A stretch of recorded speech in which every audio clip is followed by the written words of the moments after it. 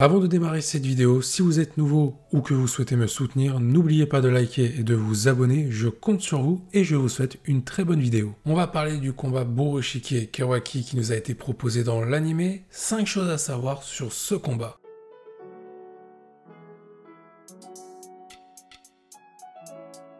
Premièrement, le combat entre Burushiki contre Kawaki est un combat beaucoup plus long et plus développé dans l'anime que dans le manga. Et même, à titre de comparaison, dans le manga, le combat Kawaki contre Code avait duré plus longtemps que le combat entre Burushiki face à Kawaki. Alors que dans l'anime, c'est l'inverse. C'est le combat Burushiki contre Kawaki qui a duré beaucoup plus longtemps avec une très bonne animation par rapport au combat Kawaki contre Code. En effet, dans l'anime, à la différence du manga, Burushiki et Kawaki se sont échangés pas mal de techniques et pas mal d'attaques en termes de mouvement, que ce soit du côté de Burushiki ou de Kawaki. Il est très clair que dans l'anime, on a eu un combat plutôt complet, que ce soit scénaristiquement, au niveau de l'animation, mais surtout au niveau de la qualité globale. Là, on a ressenti les enjeux de Kawaki vis-à-vis de Boruto par rapport à la menace de Momoshiki, et on a ressenti la menace de Momoshiki au travers du corps de Boruto, tout ça sous les yeux de Naruto. Mais par rapport au manga, dans l'anime, on a beaucoup plus ressenti pourquoi Kawaki réalisait de telles actions à l'égard de Boruto à l'encontre indirectement de Naruto, celui qui lui a donné tant d'amour paternel. Et en plus d'avoir un combat extrêmement bien animé, on a eu le droit à une chorégraphie parsemée de références. C'est le point numéro 2 qu'on va voir ensemble.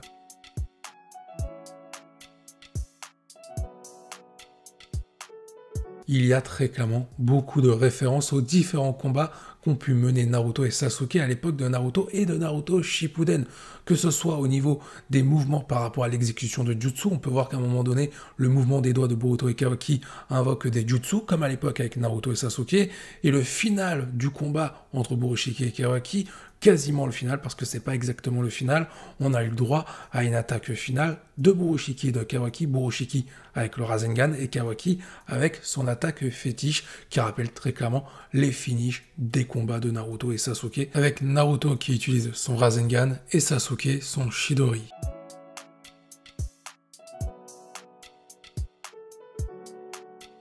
Passons au troisième point, le combat entre Burushiki et Kawaki était un très bon combat avec deux adversaires de haut niveau, mais leur puissance était bridée et on va voir pourquoi. En effet, Kawaki n'a aucune contrainte pour utiliser les pouvoirs d'Ishiki Otsutsuki via le Kama, mais n'a pas l'expérience nécessaire pour les maîtriser correctement.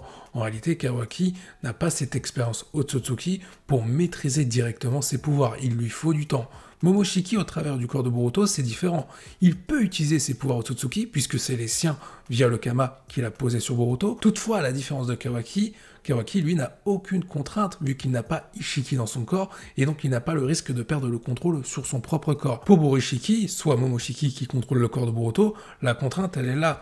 Momoshiki ne peut pas employer pleinement sa puissance à cause d'une principale contrainte, le risque que Boruto se réveille et récupère une partie de la maîtrise de son corps. Donc Momoshiki ne peut pas exploiter toute sa puissance à ce moment-là face à un Kawaki qui, lui, peut exploiter la puissance du Kama car il n'a pas la contrainte que quelqu'un prenne le contrôle sur son corps, mais comme je l'ai expliqué, il n'a pas l'expérience nécessaire pour pouvoir maîtriser toute cette puissance. Donc au final, les deux contraintes liées à Kawaki par rapport à son expérience et la contrainte de Momoshiki liée à Boruto sur le risque qu'il se réveille font que le combat est plutôt équilibré. Par ailleurs, on peut faire le même parallèle inversé avec le cas de Boruto, car si dans une situation qui l'exige, Boruto doit utiliser la pleine puissance de son Kama, il s'expose grandement au risque que Momoshiki prenne le contrôle sur son corps.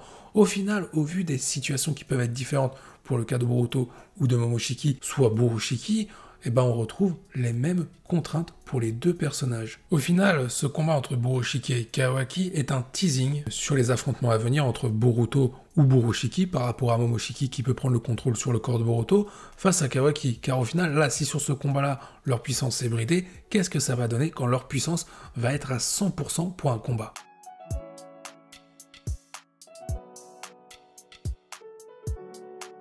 Parlons du quatrième point, à savoir, Burushiki à ce moment-là, pendant ce combat-là, est plus fort que Kawaki, et je vais vous expliquer pourquoi. Lorsque Momoshiki s'empare du corps de Boruto, il possède sa propre expérience Otsutsuki, qu'il peut utiliser en employant ses pouvoirs. Ça revient à ce que j'ai dit avec le point numéro 3.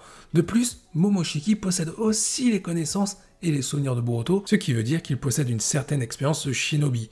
D'ailleurs, il a également accès aux techniques de Boruto, notamment la technique du Rasengan, dont il parvient à en créer plusieurs variantes, comme le Rasendan. Ironie du sort, Borushiki adore utiliser cette technique face à ses adversaires, comme Boro, Code ou encore Kawaki, alors que c'est cette même technique qu'il avait vaincu lorsque Boruto l'avait utilisée face à lui. Maintenant parlons du cas de Kawaki. Ce dernier possède les pouvoirs d'un Otsutsuki, en particulier ceux d'Ishiki Otsutsuki, au travers de son Kama. Même s'il s'est fait entraîner violemment et brutalement par Jigen durant son enfance, Kawaki n'utilise que très peu l'entièreté des pouvoirs du Kama. Auparavant, il ne l'utilisait pas à 100% car le Kama le répugnait. Du coup, il ne possède pas l'expérience d'un Otsutsuki pour l'usage de cette puissance, à la différence de Momoshiki, qui lui, étant un Otsutsuki, connaît toutes les facettes du Kama. Pour ce qui est de l'expérience en tant que shinobi, Kawaki en a beaucoup moins que Boruto. Même s'il est entraîné par le 7e Hokage, Kawaki n'a pas suivi de formation scolaire en tant que ninja, et ne se fait entraîner que depuis très peu par Naruto, alors que Boruto a suivi un cursus complet en tant que ninja. Du coup, on peut faire une conclusion. Comme Momoshiki a accès aux souvenirs et aux connaissances de Boruto lors de la prise du contrôle du corps de ce dernier, il a donc plusieurs avantages face à Kawaki. Son expérience en tant qu'Otsutsuki, puisque c'en est un, mais aussi l'expérience en tant que ninja de Boruto. Kawaki, comme ça a été confirmé par le manga et l'anime, il est dépendant de la puissance du Kama, cette puissance qu'il ne maîtrise pas entièrement par rapport au manque d'expérience, comme je l'ai cité un petit peu plus tôt. Pour le coup, au final, Borushiki est donc supérieur à Kawaki par rapport à tous les avantages qu'il possède.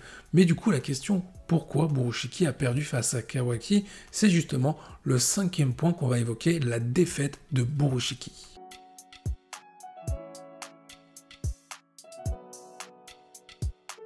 Alors comment expliquer cette défaite pour Borushiki? En soi elle est très claire, on l'a tous vu dans l'anime, même si certains ont du mal à comprendre ce passage-là lorsque Borushiki se fait toucher par l'attaque de Kawaki. Lorsque Borushiki finit par se faire défaire par Kawaki, c'est à cause du réveil de Boruto au même moment. Cette conséquence a pour effet de faire baisser la garde de Momoshiki au moment de l'attaque de Kawaki. Pendant le combat, lorsque Boruto était toujours endormi, Momoshiki rivalisait clairement face à Kawaki.